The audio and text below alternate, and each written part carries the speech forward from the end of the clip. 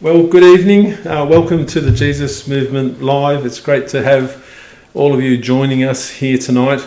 Tonight we continue on with our series, A Journey to Faith, and we're on lesson 79, so we've been doing this for a long time now. Each lesson represents 1 week.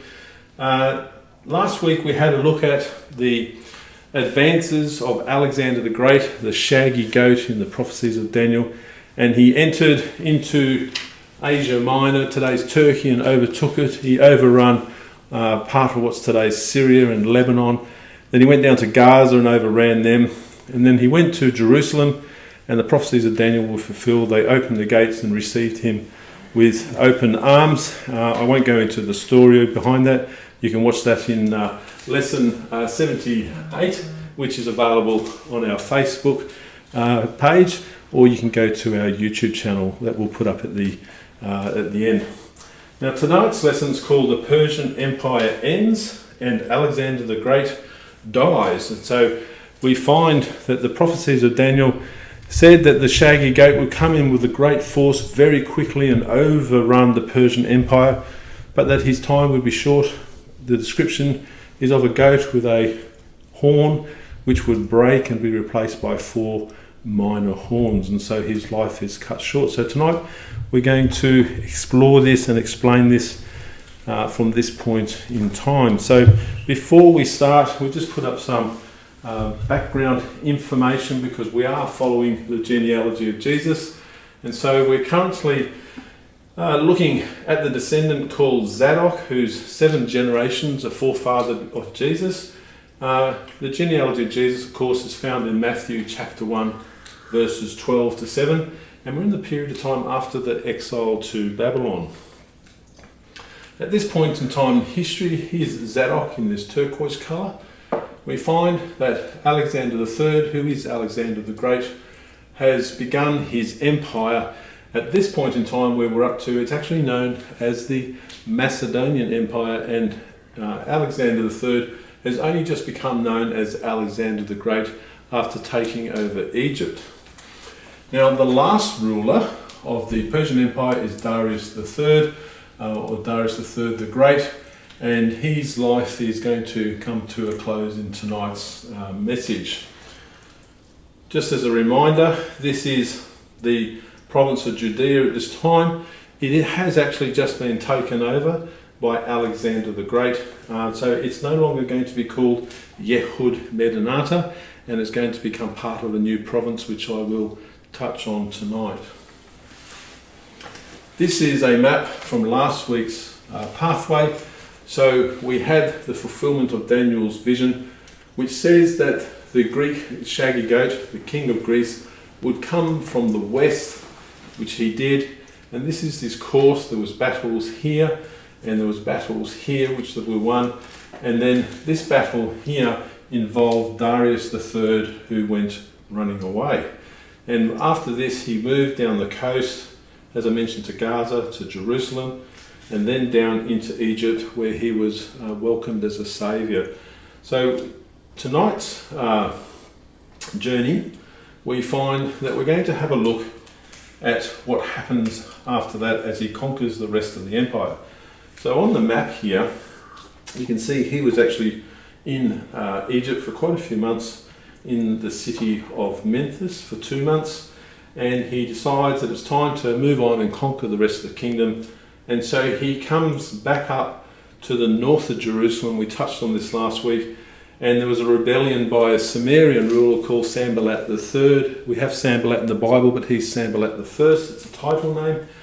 And we found that he went and found them in caves just to the north of Jericho, and when he was there, he massacred all of them. We did mention last week that in 1962 the cave was found, and all of the materials that gave evidence as to who they were and why they were hiding there. And so once again we see this history providing the details and the fulfillment from there. And so this is where we pick up from. And so he's going to travel now up to Damascus through Syria, and he's going to go across to this place called Golgomella, where there's going to be a battle. So I'm going to commence tonight from this particular point after he leaves these caves. So whilst Alexander the Great was sidetracked near Jericho, King Darius III had been assembling an army on a large, flat and open plain next to a village near ancient Nineveh called Golgomella. And so this is that location here which I've just pointed out. He had chosen this location because he could deploy a larger army to combat the Macedonians who had beaten him 2 years earlier at the Battle of Issus, which was up here. The army was significantly larger than that of King Alexander the Great, and Crown Prince Bessus, who was the governor of Bactria, and Bactria is all the way over here, so he's the Crown Prince, in other words, the son of King Darius III, was appointed to lead the many men recruited from the east, including those from India, Bactria, and a place called Sogdiana. Now, after regaining control over the rebellious Sumerians, King Alexander the Great marched his army northwest and across the Euphrates River at a place called Thapsacus sometime between July and August in 331 BC. Once across the river, instead of marching southeast to Babylon, they unexpectedly went northeast and crossed the Tigris River, where they witnessed a lunar eclipse. And one of the things about lunar eclipses is that they can all be dated, because they occur at set periods of time. And so because of this lunar eclipse, they actually identified the date as the 1st of October in 331 BC, so they knew exactly where he was. So once they went across the other side of this river, they started to march southward. So there's the Tigris here. So they went across and they started to march back down towards the south. And when they were marching along the south, they spotted the Persian army 4 days later, and King Alexander the Great led his army onto the battlefield, and the Persians were waiting for him with infantry, cavalry, archers, scythed chariots, so their chariots with blades on their wheels, and even 15 Indian war elephants. And so I have a picture for you which shows this. Excuse me, I'll put this on for a moment. And so in this picture, it shows these chariots.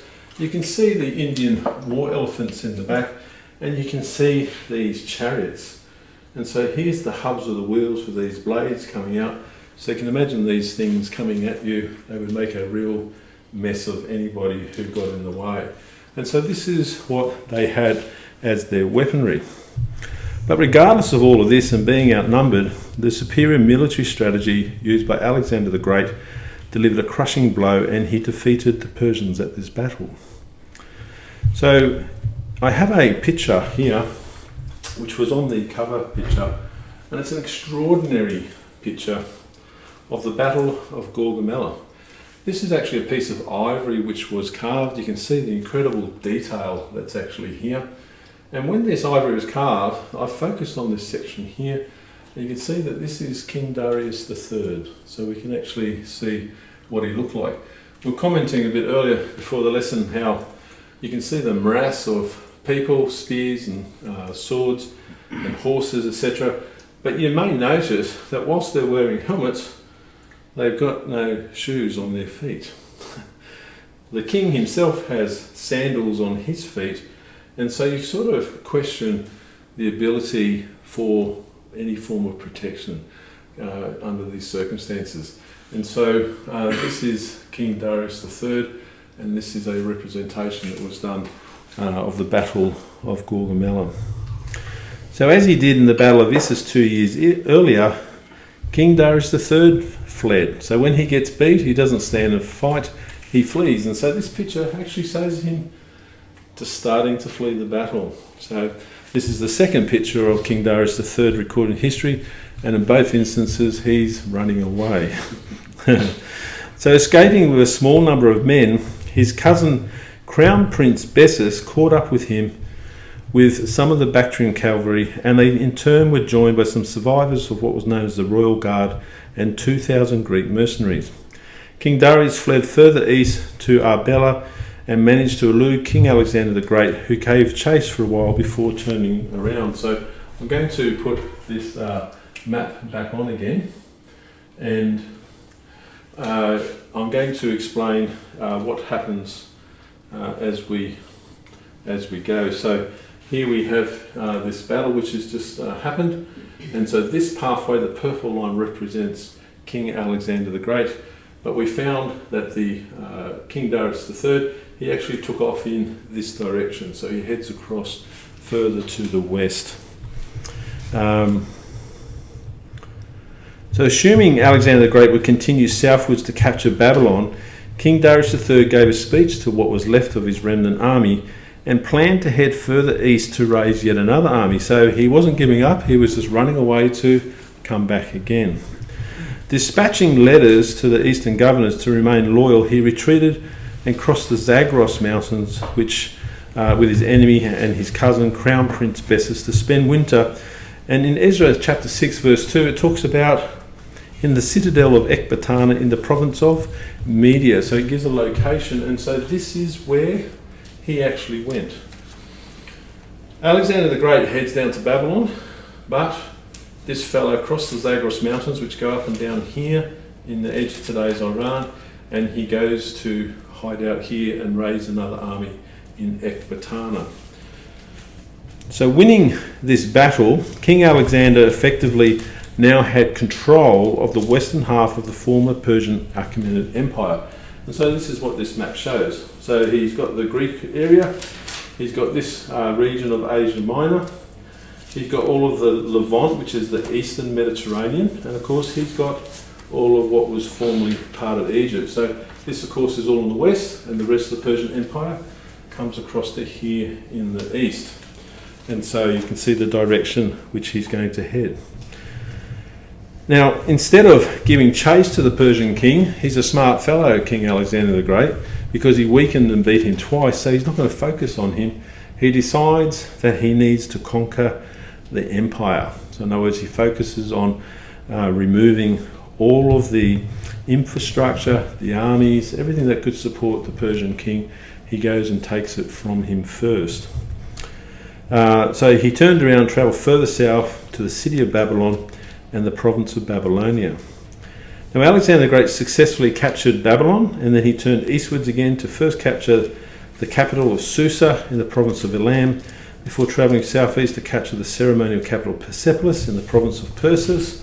So here's these two locations, Susa and Persepolis. Susa, of course, was the city in which Esther was the queen.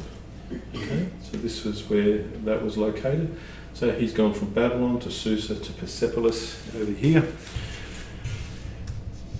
And capturing the treasuries as he went, the Macedonian king amassed great wealth, and he remained in Persepolis for 5 months until a fire broke out and engulfed the city, and it was completely destroyed. So you can see what Alexander's doing. He's building resources to continue on and to take over the empire. He needs to feed his army, etc. And so he goes for the cash. Now King Darius III learned that Alexander the Great was heading northwards through the Zagros mountains with his army, but instead of standing to fight, he left Ecbatana and the mountainous territory he had chosen to hide in and retreated further east, seeking a region of flat plains where he could use his cavalry and engage in a battle in the way he was accustomed to. So as King Darius III marched his army through a narrow pass called the Caspian Gates, south of the Caspian Sea, which I'll just put on. So we're going to highlight this for you. And so this is the Caspian Sea up here, and this is this section here, which, as I mentioned, was called, what is it called again? The Caspian Gate. So it's a pass. So it's mountainous here, and there's a pass that goes through here.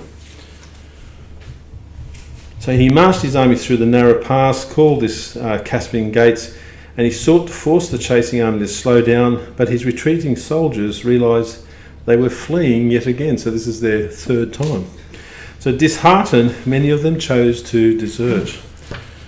On the run again, without the confidence of the army, the Crown Prince Bessus, so this is the son of Darius III, who was leading the army, conspired with a fellow called Narbazanes, and he's the leader of the palace guard, to seize power. So in other words, they're now deciding that they're going to join forces to go against his own dad. And so we see conspiracy unfolding as the empire falls apart. Successful in their endeavour, they suggested to King Darius III that he step aside until they defeated Alexander the Great, but of course he refused. They then threw him into an ox cart and tied him down while they ordered the Persian soldiers to continue towards the province of Bactria, which is in today's northern Afghanistan. So here's Bactriana here. This is the actual territory of Afghanistan, all this region here. And so Bactriana is in that area. Whilst they were preoccupied, a small, fast-moving body from the Macedonian army, led by Alexander the Great, caught up with them, and they spiralled into disarray. The crown prince Bessus, joined by co-conspirators from other regions in today's Iran and from another area in Afghanistan, in Kandahar, you might have heard of in the news, and another place called Drangiana, which is in today's Iran. So these are all these locations to the east. They reacted by taking their javelins, and together they treacherously stabbed the king and left him to die whilst they fled. So the son of the king has fled with co-conspirators, and they've all just stabbed his dad, and they're on the run with Alexander the Great chasing them. Doesn't sound like an army that's going to beat Alexander the Great, does it? So I have a picture to put up behind me, and I'll explain what's happening. And we see in this picture, this in fact is King Darius III, who's been stabbed and abandoned on the ground. Here is Alexander the Great, who's come up upon him and realised what's been done to him. So on their arrival, this Macedonian soldier found King Darius III, but he was no longer alive. So he subsequently took the signet ring off the dead king's finger, for this is obviously a symbol of authority to rule, and it was deemed no longer needed. So at this particular point in time, you could say that the empire had come to a close. In effect, there was no authority to rule, even though his son had continued on. So the record of the death of King Darius is found on a clay cuneiform tablet known as the Alexander Chronicle, and it's in the British Museum today. And it provides July in 330 BC as the date for when King Darius III was killed. It actually reads, Darius the king, from his throne they removed him. Bessus sat on the throne, and Artaxerxes, as his name, they named him. So remember, we keep talking about title names. So Bessus gave himself the title of Artaxerxes, and I don't know if you remember what it means, but it means a ruler of heroes. Okay, so he thinks he's a hero and he's ruling the heroes that are left. And it reads on, and Alexander and his troops pursued Bessus the rebel king. Alexander with his few troops with the troops of Bessus made battle. Bessus killed Darius the king. And there's a few other minor notes that follow it. So again, it's recorded in posterity for people to know today. So when we give you these stories today, we're not giving you stories that someone's made up a long time later, but they're actually written contemporary at the time and recorded, and we can actually access that information, which I like to do. So having conquered most of the territory controlled by the Persian Empire and found its ruler assassinated and abandoned by those he led, King Alexander the Great believed he was now entitled to be the new king of Asia. And Bessus, who had fled, was a usurper, so he now set out to campaign to defeat Bessus. Now, when the crown prince Bessus heard that King Darius had died, he, of course, proclaimed his right to the throne as the king of kings of Persia, not that there's much of it left, and adopted the throne name Artaxerxes V. But because most of the Persian Empire had already been conquered, he could only rule over this loose alliance of these eastern provinces with the renegades. And so he was trying to organise resistance to Alexander. So King Alexander first occupied Hyrcania on the southern edge of the Caspian Sea before continuing east to Susia, the capital of the province of Parthia. And so I'll just put this map back on. So we're going to keep alternating the map. And so this is Hyrcania here. And so he went and occupied, and then he continued on to this region of Parthia as he's passing through. So he's chasing and occupying at the same time. Whilst he was there, the governor of Aria, who had stabbed King Darius III, came from his neighbouring province to surrender. Leaving to the province of Bactria, Alexander the Great received news that he had revolted, so he returned. So the governor then fled with his cavalry to join Artaxerxes I. So he said, I give up. Alexander the Great went past, and then he revolted. And so we can see here, when he's passing here, you can see the arrow that points here because he goes back again, and then he has to sort him out. So this is the pathway that was taken. So he fled with his cavalry, as I mentioned, to Artaxerxes V Bessus, and many people were killed, but the delay was long enough for Bessus to prepare an army. So rather than go to the province of Bactria, Alexander the Great went south to the province of Drangiana for the winter. And so you can see here, he takes this turn down to the south. Here's this area. Now you might notice here, later on, that we have all of these names: Alexandria in Herat, Alexandria in Kandahar, Alexandria in Kabul, and later on in history we have an Alexandria in Egypt. So he had such a big impact that they named all of their major cities after Alexander the Great, so the names were changed. So when Bessus chose to flee again, many of his men deserted rather than leave their homes, and fearing the approaching Greeks led by their commander, some of the chiefs arrested Bessus and handed him over. So in other words, his game was up. Under orders of his king, the commander Ptolemy, who we're going to come across as one of the future leaders, so he's going to be one of the four horns from Daniel's prophecy, so we'll come back to that. So it's one of his generals.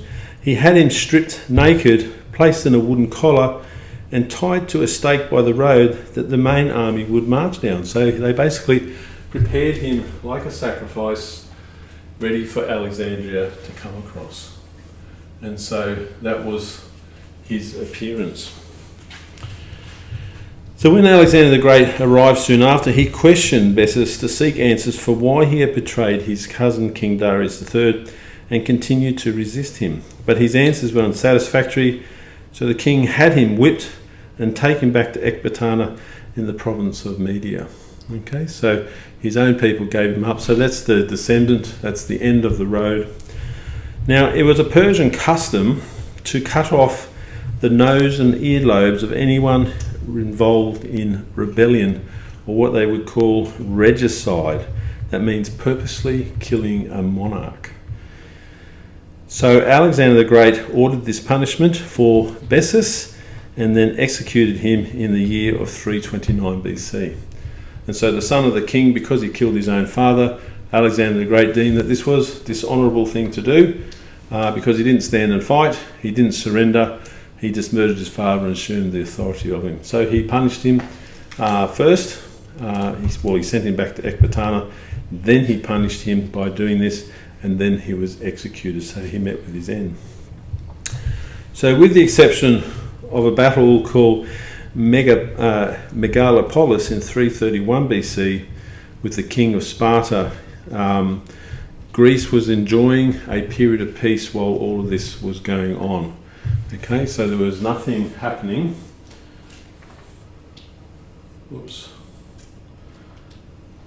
So there was nothing happening essentially over here. So while Alexander the Great was going this way, one of the things that we see in history is that when a leader takes their army and goes in one direction, the usurpers pop in the back door and try and take over. So then you have one incidence of this, which means Alexander the Great had good people around him, is basically what it's saying. So the campaign of Alexander the Great to return the Greek cities of Asia Minor back under Greek control ended up escalating to the pursuit of King Darius III and then his cousin, the treacherous crown prince Bessus. So just a bit of a summary. Taking control of Asia Minor, the Levant and Egypt, the Macedonian king went on to conquer the Persian Empire in its entirety. In the year 329 BC, when the empire fell and came under his control, Zadok, who is the descendant of the forefather of Jesus at this time, is of course sitting tight in his little village in Bethlehem. He's not under threat because King Alexander the Great said that they could continue on and worship their own God and practice all of their ordinances. So the people from the sub-province of Judea could have been full of apprehension for the future in the hands of the the Greeks, but as a vassal nation they were blessed because, why? They listened to the word of the Lord from the book of Daniel. And when Ezra the high priest welcomed Alexander the Great through the gates of Jerusalem, he trusted the Lord, and his act of faith enables God people to live in their land and to continue to follow God's laws. So we arrive at this point in time. The end of the Persian Empire has now just happened. Zadok and the Jewish people in Judea, they're all safe. They're now, though, being ruled by a new ruler.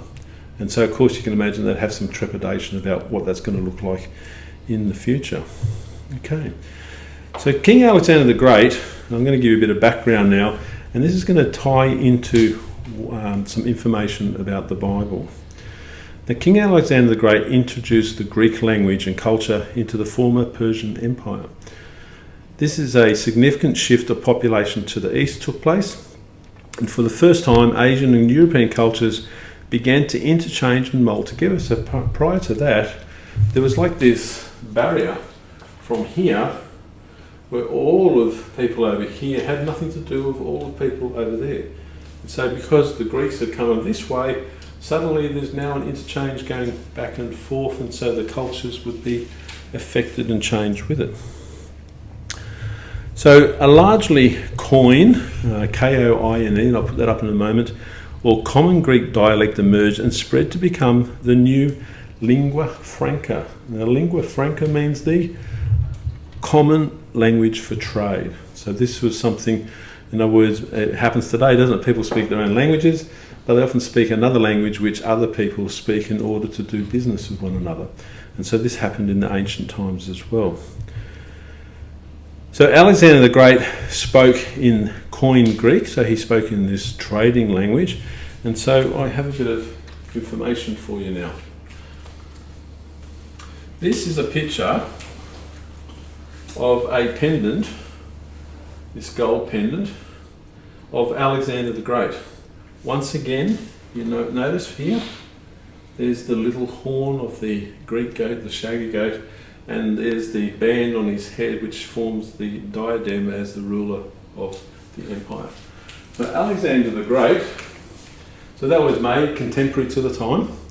So Alexander the Great, spoken in Koine, so there's a spelling for Koine Greek, was pronounced Alexandros ho migas. Okay.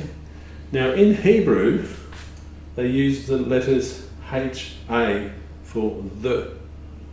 In Greek, in Koine Greek, they use the letters H-O. So migas or migas is the name in Koine Greek for great. So this is saying Alexandros ho the migas great. And so that's how his name was actually written and remembered. Now I'm going to put up the next screen. We're going to explain a few things about language in the Bible, which we read today, and people sometimes have an understanding that there's parts of the Bible that are written in Aramaic, but they don't necessarily know where they are. So just to give this background, Zadok's ancestors were taken captive in Babylonia, and they had to learn Aramaic as their lingua franca, and Aramaic, what they call square script, replaced the Hebrew alphabet. So after King Cyrus the Great captured Babylon, Aramaic became the language of culture and learning, and in 500 BC, during the reign of King Darius I, what became known as Imperial Aramaic became the language of the western half of the Persian Empire. So that means it became the language that the people in Judea spoke from 500 BC. Okay. Now, as it reads on here, it's this Imperial Aramaic that the biblical Aramaic is founded on, and irrefutable use of this can be found in a single sentence denouncing idolatry in the book of Jeremiah. And that reference is chapter 10, verse 11. And so it's written in what they call biblical Aramaic. Okay, so this is one of those references. There's 5 narratives about Daniel and his end times vision are written from Daniel chapter 2, verse 4, the second half of verse 4, part B, to chapter 7, verse 28. So all of those chapters are all in biblical Aramaic.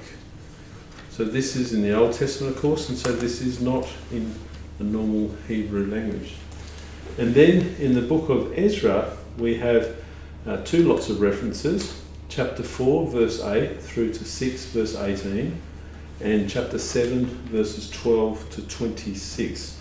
And so what happened there is that it's concerning the restoration of the temple in Jerusalem in the book of Ezra. And so in answer to the question, is there Aramaic in the Old Testament? Yes. Where? These are the exact references for where Aramaic is to be found. Okay. Sometimes people talk about the time of Jesus, and there's theories going around saying that they spoke in, or Jesus spoke in, Aramaic. Okay. But the fact is that when the Greek Empire came along, the lingua franca changed from Aramaic and it changed to Koine Greek. When the Roman Empire came along during the time of Jesus, or before the time of Jesus, they never changed the language. There was no change to a Latin or an Italian or Roman form of language in any way, shape or form. It remained Koine Greek. And so the languages for the Bible, we have Hebrew, right? We have these references which tell us what was written in Aramaic, and then the New Testament, of course, is written in Greek. Okay? So hopefully that's a nice piece of information just to give you some clarity on this. And you can sort of see the impact of the changes of the empire, because not only is it recorded in history, nor prophesied in the Bible, but we actually find that the languages in the Bible change as a result of it. So pretty hard evidence that these things really happen. So Hebrew was still spoken, however, but it was only spoken as what they call an ecclesiastical language. So does everyone know what ecclesiastical means? If I was Spanish and I said ecclesia, I would be going to church. Okay? So when we talk about an ecclesiastical language, we're talking about the language which was spoken by the priesthood. Okay, so that means that the priesthood continued to read the scrolls in Hebrew. Much like we see in certain cultures and languages that the Bible is still written and read in Latin, for example. So in England, when the language changed, they still read the Bible in Latin in ancient times, for example. So we find that these customs haven't changed. If you go to a Roman Catholic church, a lot of the liturgy that's spoken is spoken in Latin. Okay, so these are all from these past times.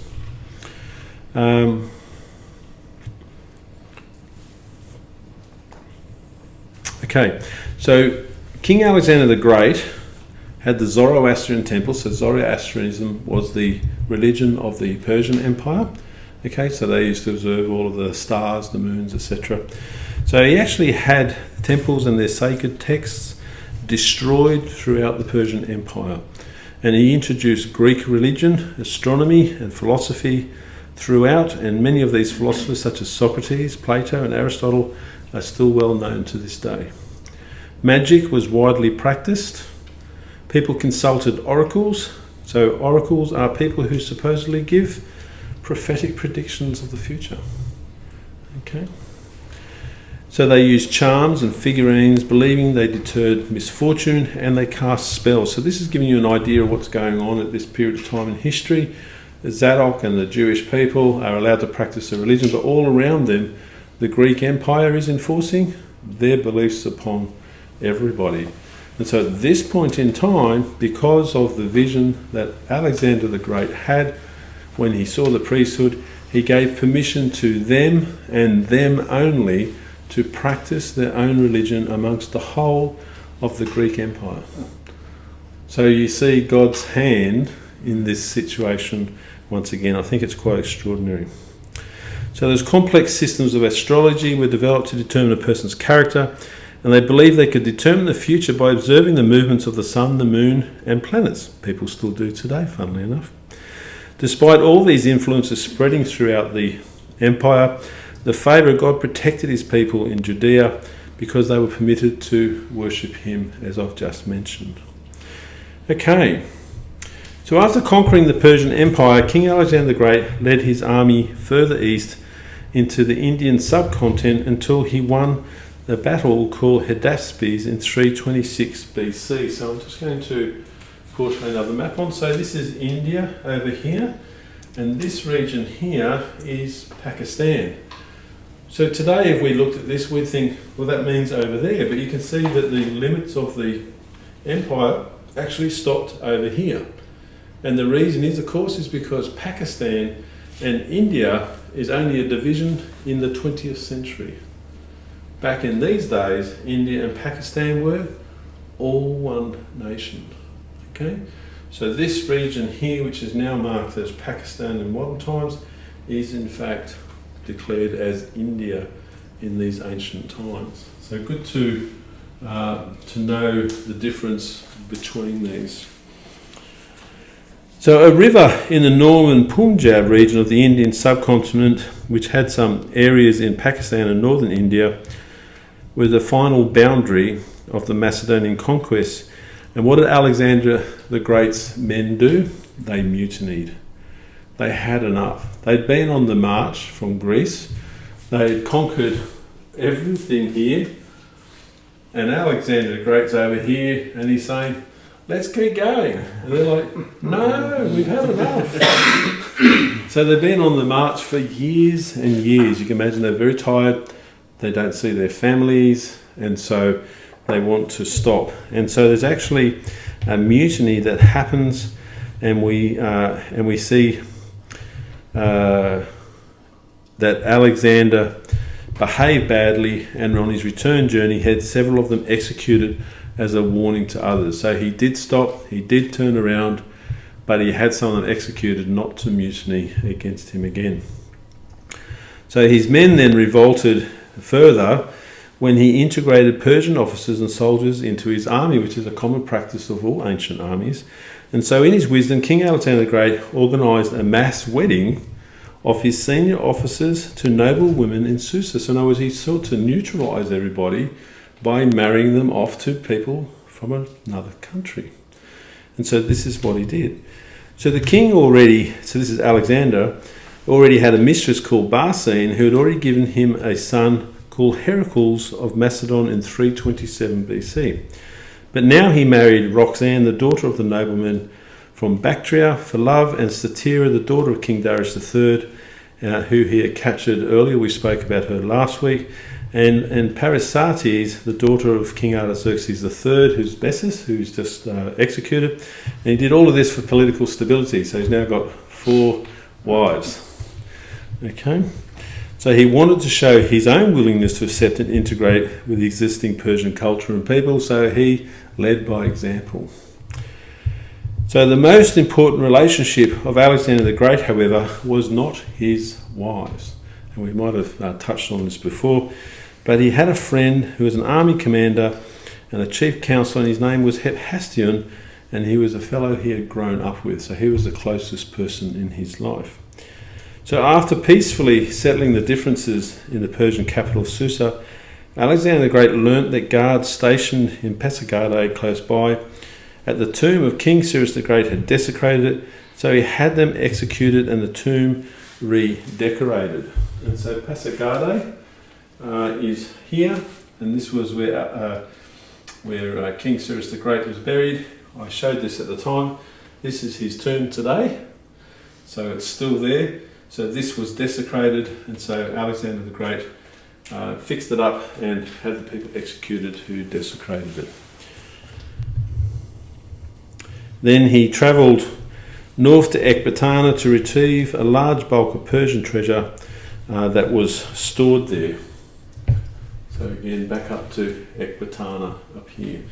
So I'd be lost without the map because it sort of shows you what's going on. It helps us to keep track of what's happening.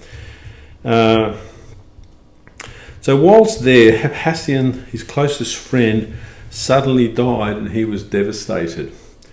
Gathering the stored treasure and taking the body of his good friend Hephaestion with him, the king then travelled to the city of Babylon to reside and rule from the palace that King Nebuchadnezzar ruled from, where he had his good friend cremated on a funeral pyre. So of course this is where Daniel was as well. Okay, so he goes back to rule from there.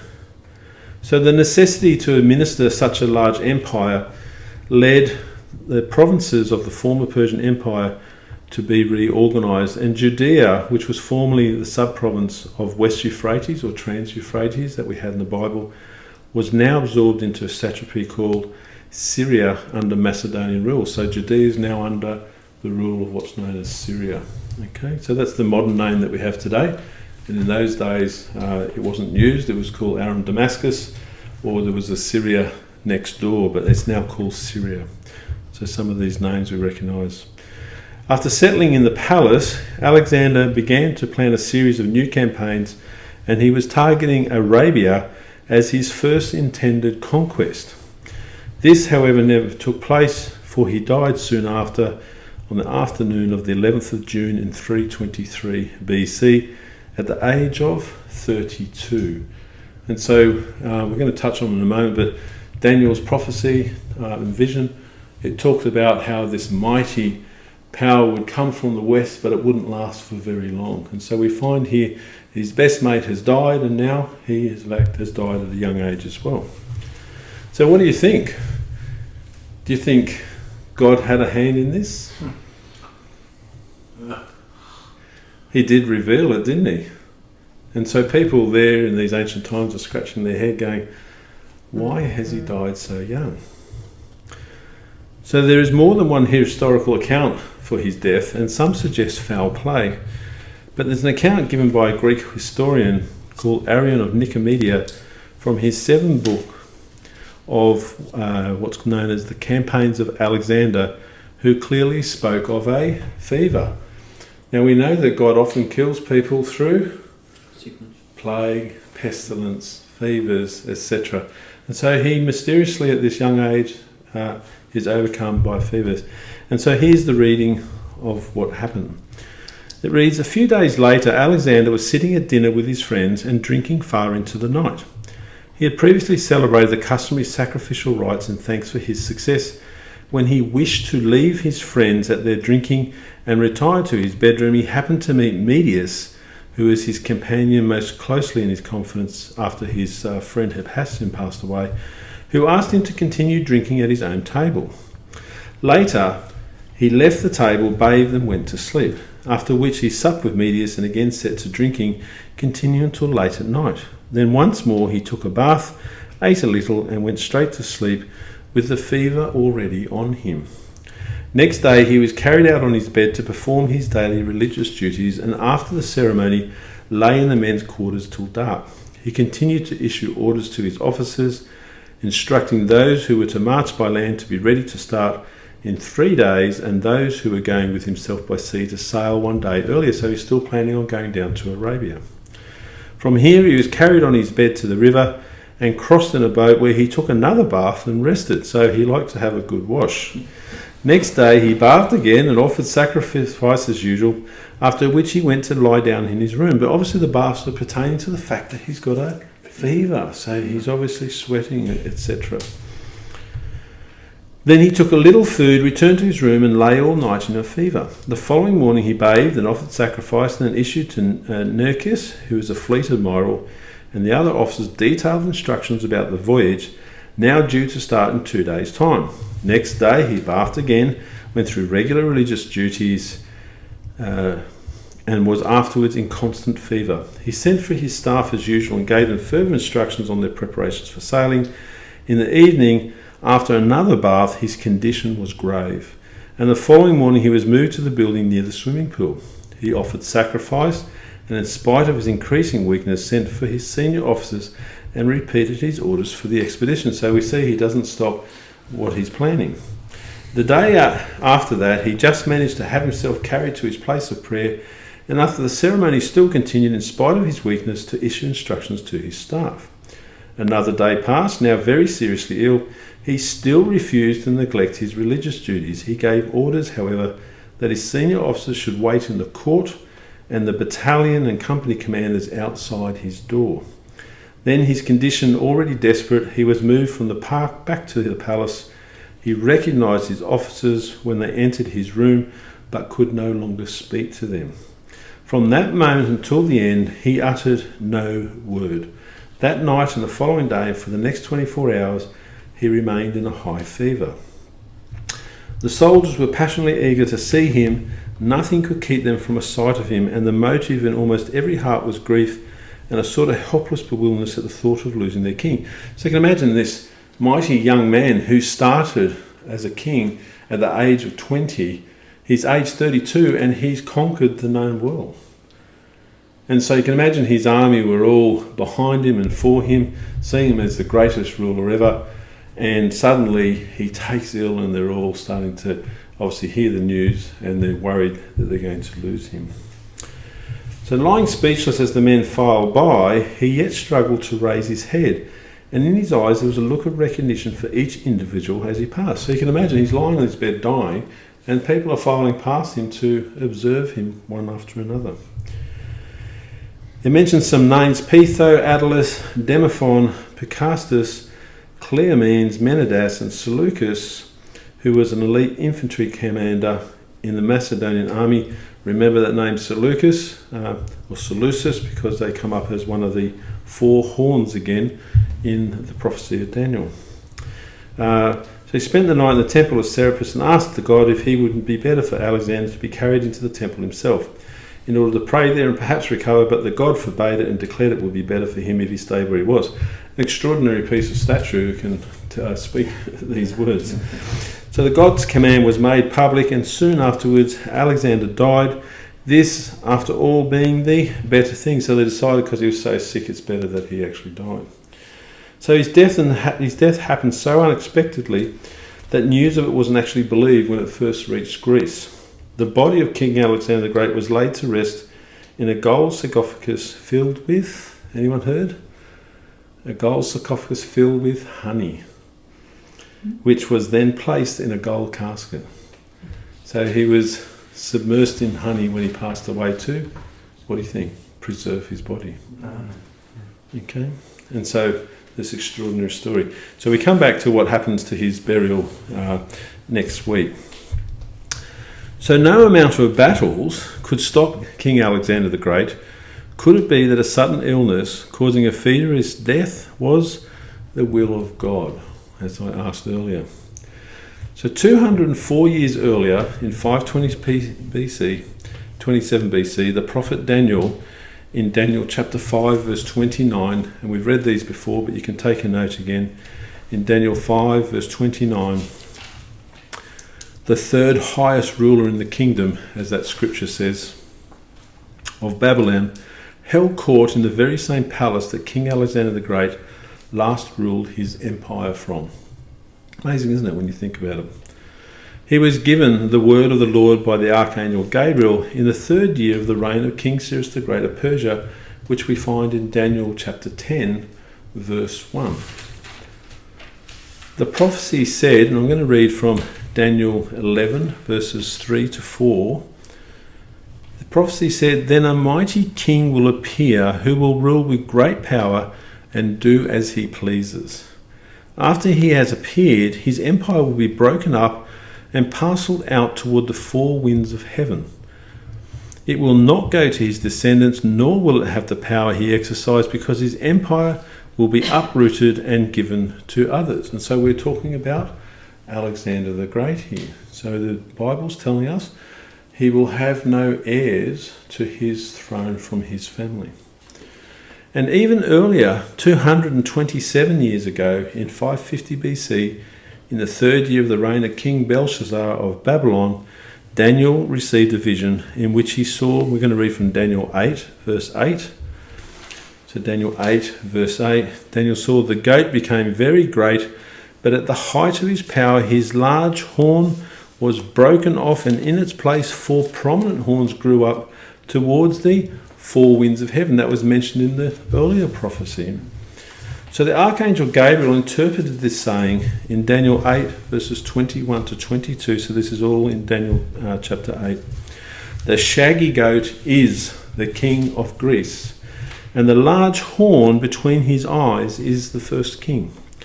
The 4 horns is the first king. Who's the first king of the Greek Empire? It's Alexander the Great. And so the Bible identifies him. The 4 horns that replace the one that was broken off represent 4 kingdoms that will emerge from his nation but will not have the same power. And so the Lord is saying that this empire, once Alexander the Great dies, will break up into 4 separate components. Okay, so that's what the vision and the prophecies that are coming through Daniel is saying. So at this point in time, we've seen the king of Greece, the shaggy goat. We've seen the identification of the horns, etc., and all the symbolism. He's come from the west. He's overrun the empire, and he's done it quickly, but he's died young. And now they're telling us that the next steps will be that the empire will not go to any of his descendants, but will be broken up into 4 separate kingdoms. So it's very specific, isn't it, in terms of the prophecy. So knowing that the shaggy goat is the king of Greece, Daniel saw Alexander the Great in his vision many years earlier. Remember what it said? It said he saw. So he's seen Alexander the Great. God had revealed long before it happened that a sudden and early death would occur at the height of his power. So clearly when he's got his full empire. So clearly Alexander the Great's death is no accident or no coincidence.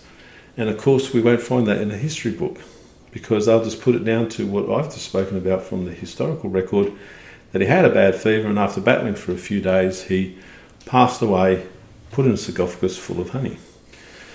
So let's see what happens from here as we continue to unfold the word of the Lord. So the last portion for tonight. So when King Alexander the Great died, he had no clear or legitimate heir to rule his empire. His wife Roxanne, whom he married for love, had fallen pregnant 6 months before his death, which means he doesn't actually have a child that's born at this point. But with an unborn child of unknown gender, she was unable to ensure an heir to rule the empire. Of course, a newborn baby can't rule anyway, can they?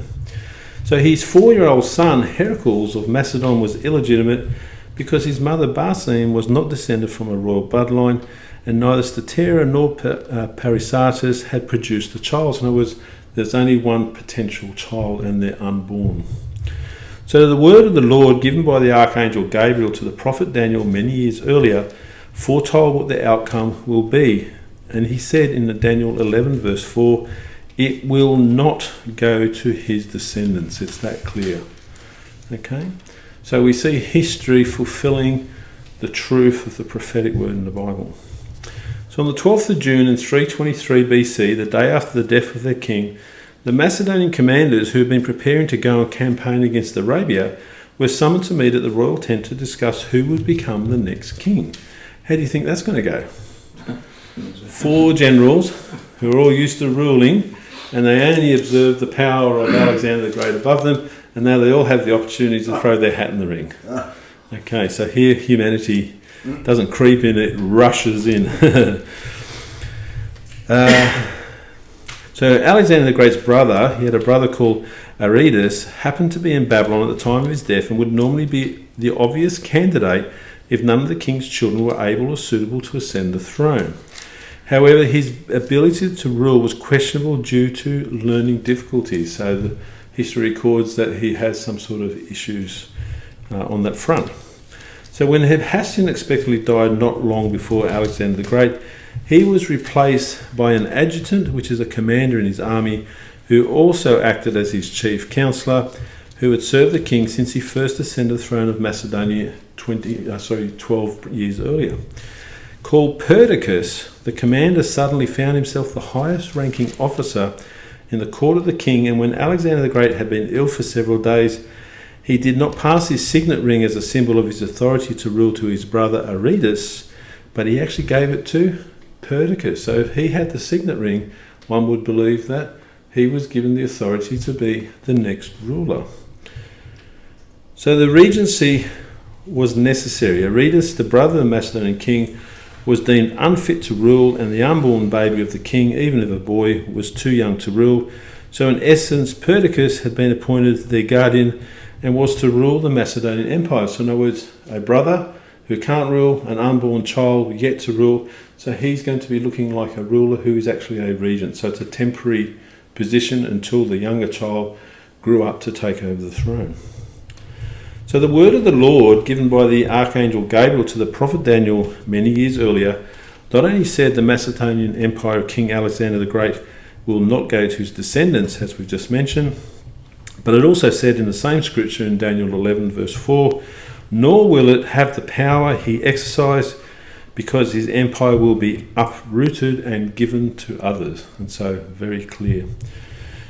Now, a Roman senator called Quintus Curtius Rufus authored a book called The History of Alexander the Great of Macedonia. So when you wonder where some of my research comes from, it comes from people who wrote of the events of the time. And he described what happened in his 10th volume. So it reads, now at Babylon, Alexander's bodyguard summoned his principal friends and the army officers to the royal tent. These were followed by a crowd of the rank and file, all anxious to know to whom Alexander's estate would pass. Many officers were unable to enter the royal tent because they were presented by the milling crowd of soldiers, and this despite a herald's announcement forbidding access to all but those called by name. Having no authority, this order was ignored. At first, loud weeping and wailing broke out afresh, but then their tears stopped and silence fell as they wondered what was going to happen now. So at this point, Perdiccas exposed the royal throne to public view. On this lay Alexander's crown, his robe, and his arms, not his physical arms, but of course his weapons. And I know he's placed in honey, but that's a bit too weird. And Perdiccas placed upon it the ring the king had given him the previous day. So in other words, the signet ring, instead of putting it on his own finger and saying, well, he gave it to me, so I'm going to rule, he actually put it on the throne. So he's sending a message to everyone that's like, it's up for grabs. Right? There's a big mistake. But this is what he did. So the sight of these objects once more brought tears to the eyes of all and rekindled their grief. For my part, said Perdiccas, I return to you the ring handed to me by Alexander, the seal of which he would use on documents as symbol of his royal imperial authority. The anger of the gods can devise no tragedy to equal this with which we have been afflicted, and yet considering the greatness of Alexander's achievements, one could believe that such a great man was merely on loan from the gods to the world, so that when his duty to it was complete, they might swiftly reclaim him for their family. So they now come up with theories for why he died as a young man. Okay, they speak about the gods. We're talking about the prophecy of the God of Israel saying, you're not going to last for very long. So we find this throughout history. Whenever people talk about gods, we have an example of biblical prophecy that talked about it happening long before it occurred, and of course they speak of what God will put into place. So it goes on, comrades, we must discuss and consider how we can maintain the victory we have won among the people over whom we have won it. We need a leader, whether it should be one man or more is up to you. So again, he's relinquishing his authority. But you must realise this, a military unit without a chief is a body without a soul. This is the 6th month of Roxanne's pregnancy. We pray that she has produced a male who, with God's approval, will assume the throne when he comes of age. Meanwhile, designate those you want as your leaders. So spoke Perdiccas. So he's talking about plural, not one. So Nearchus, the admiral of the fleet, then said that while nobody could express surprise that only Alexander's bloodline was truly appropriate for the dignity of the throne, to wait for a king not yet born and pass over one already alive suited neither the inclinations of the Macedonians nor their critical situation. The king already had a son by Barsine, he said, and should be given the crown. Nobody liked Nearchus' suggestion. Then Ptolemy, so again this is one of the four, he will actually be the future ruler of Egypt. Now he was a commander, a friend and biographer of King Alexander the Great. He spoke. And he said, yes, the son of Roxanne or Barsine really is a fitting ruler for the Macedonian people. Even to utter his name will be offensive for Europe, since he will be mostly captive. Is that what defeating the Persians will have meant for us, being slave to their descendants? So he's talking about being intermarried with Persians. So that means if a Persian mother has a child and Alexander the Great's no longer in the picture, then he's saying, well, is this child really suitable as a future leader of the Macedonian or Greek people? He's challenging this notion. Their legitimate kings, Darius and Xerxes, failed to achieve that with all their thousands of troops and their huge fleets. This is what I think. Alexander's throne should be set in the royal quarters, and those who used to be consulted by him should meet there whenever a decision affecting the common good has to be made. A majority decision should stand, and these men should be obeyed by the generals and officers. Some agreed with Ptolemy, fewer with Perdiccas. Then Aristonus, who was a former bodyguard of the king, rose to speak. When Alexander was asked to whom he was leaving his kingdom, said Aristonus, he had expressed the wish that the best man be chosen, and yet he himself adjudged Perdiccas to be the best by handing him the ring. For Perdiccas was not only the person who had been sitting on the king's deathbed, he continued, Alexander had looked around and selected the man to give the ring to from the crowd of his friends. It followed that he wished supreme power to pass to Perdiccas. So we see this discussion argument happening. The assembly had no doubt that Aristonus' opinion was correct. So everyone called for Perdiccas to step forward and pick up the king's ring. But what did Perdiccas do? He wavered, wishing to do it, but he was bashful. This is the writing. His character wasn't, yes, I'm in control. He was like, he expected they would go on. He'd go, oh, okay. But he did. They went, go on. He said, oh, it's all right. You know, like he's expecting them to push them further. And they go, oh, okay, you don't want it. So what did they do? They didn't offer it to him. So foolish man, because he was bashful, it writes. So wishing to do it but bashful, and he thought that the more diffident he was in seeking what he expected to be, the more insistently they would press it upon him. So he hesitated and for a long time was uncertain how to act, until finally he went back and stood behind those who had been sitting next to him. So he backed off altogether. Encouraged and reassured by Perdiccas' hesitation, Meleager, one of the generals, now said, God forbid that Alexander's fortune and the dignity of so great a throne come upon such shoulders. So in other words, they're saying he's not strong enough to be that person anyway. Men certainly will not tolerate it. I am not talking about those of better birth than this fellow, merely about men who do not have to suffer anything against their will. In fact, it makes no difference whether your king be Roxanne's son or Perdiccas, since that fellow is going to seize the throne anyway by pretending to act as a regent. So he's saying that if you do allow him to, he's going to take the throne and the son will never see it. That is why the only king he favours is one not yet born, and in general haste to resolve matters, a haste which is as necessary as is understandable. He alone is waiting for the months to elapse, already predicting that a male has been conceived. So in other words, they still don't know whether it's going to be a boy. Could you doubt that he is ready to find a substitute? God in heaven, interesting, isn't it, the language? God in heaven. If Alexander had left us this fellow as king in his stead, my opinion would be that this is the one order of his that should not be obeyed.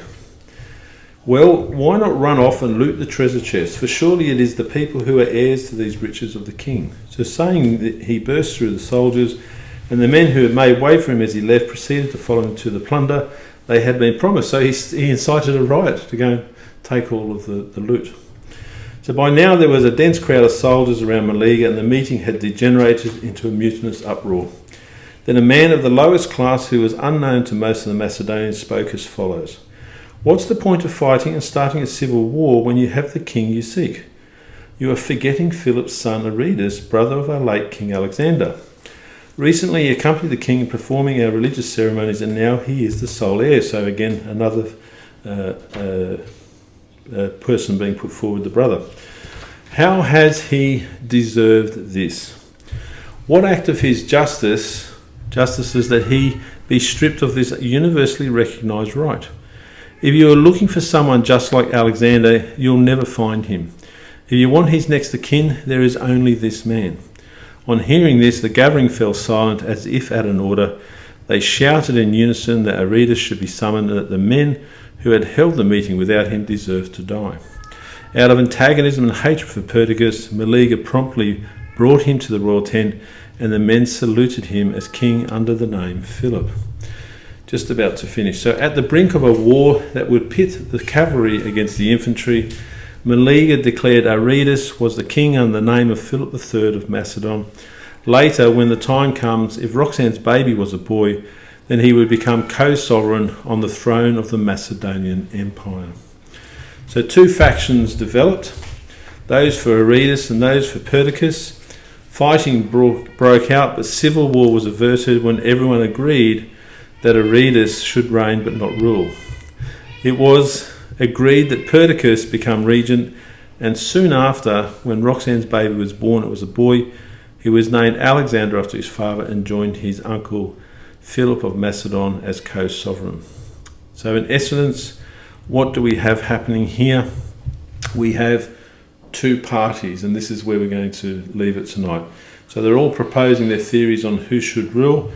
So we find here that the word of the Lord, and that's the point of all this, was again fulfilled, because the power to rule firmly rested with Perdiccas, and the rule of the Macedonian Empire did not go to his descendants, from Daniel 11 verse 4.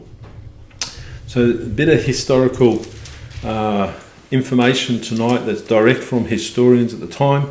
Makes it very interesting to sort of find out what's actually going on. But remember, we're actually following the genealogy of Jesus, and at this time Zadok is alive, and Zadok is living he's the first descendant who lives during the time of the Greek Empire. And so during his life we see that King Alexander comes, overtakes, and then passes away. And so they did that, and they allowed the gates of Jerusalem to open based on the prophecy that came from Daniel.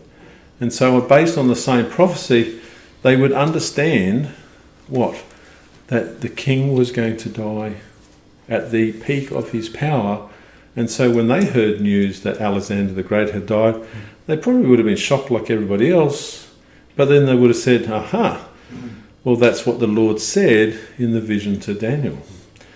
But then they would be now saying, oh, well, there's 4 prominent horns, and there's 4 kingdoms that are now going to form from one. And so their apprehension would have been, who are we going to end up with, and what's our ruler going to be like? Because what happened? They were given favour through God through every single empire. They'd lived under the Persian Empire, under the decree of Cyrus, and then under the decree of Darius the Great, and they had been protected. They were allowed to observe their own laws, and they were allowed to worship the Lord. Alexander comes along, and they're allowed to observe their own laws and worship their own Lord. The rest of the Greek Empire isn't. But do you think that all 4 of the other kingdoms that are going to form under 4 generals are going to be so kind to the Jewish people and go, well, you're God's people, so we're going to take care of you?